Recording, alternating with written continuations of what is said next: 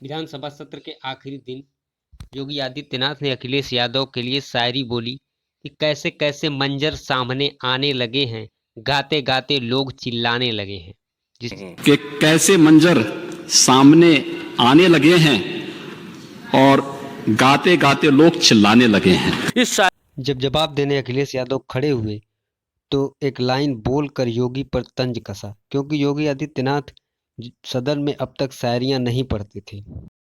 सदन भी शेर और शायरी और कविताओं की बातें करने लगे हैं।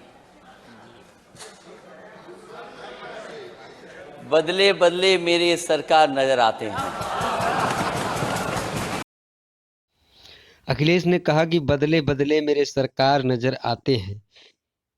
वहीं एक बीजेपी नेता ने कहा कि आपकी बर्बादी के आसार नजर आते हैं, जिस पर अखिलेश ने कहा कि ये लाइन मैं नेता सदन के लिए नहीं पढ़ सकता, कृपया आप ये लाइन दोबारा उनको सुना दें। बदले बदले मेरे सरकार नजर आते हैं, वो आपकी बर्बादी के, वो अगली लाइन थी। मुझे अच्छा लगा कि मैं नेता सदन को जो गाना दे रहा था केवल एक लाइन का, उन्हीं के माननीय सदस्य ने दूसरी लाइन बोल दी। मैं चाहूंगा कि माननीय सदस्य दोबारा वो लाइन बोल दें, क्योंकि मैं तो नेता सदन के वो दूसरी लाइन नहीं बोल। योगी आदित्यनाथ ने कहा कि नेता प्रतिपक्ष पूजा पाठ नहीं करते, इसलिए गाय और गोबर के महत्व को नहीं समझते हैं। हमारे यहाँ गाय का गोबर तो बड़ा पवित्र माना गया है,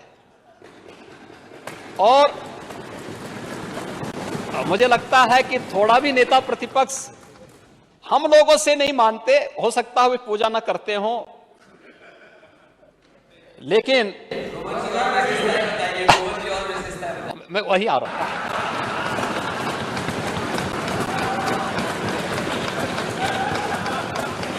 तो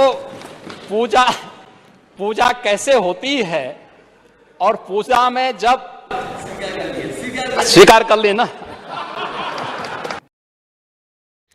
अखिलेश ने अपने भाषण में कहा था कि कन्नौज में जो इत्र पार्क बन रहा था उसे सरकार क्यों पूरा नहीं कर रही है। गोबर हमें नहीं चाहिए, गोबर आप गोरखपुर ले जाइए।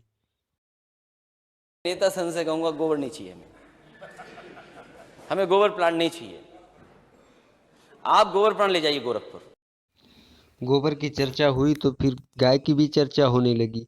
गाय की चर्चा के बाद फिर दूध, और फिर गाय और भैंस के अंतर भी नेता सदन ने विधानसभा में बताना शुरू कर गौ दिया। माता की सेवा सचमुच किए होते नेता प्रतिपक्ष तो संभवतः गाय माता की भाषा बोले भी होते, बड़ी शार्प बुद्धि से अपनी बात कहे होते, लेकिन भैंस के दूध का ज्यादा असर भाषण में दिखाई देगा।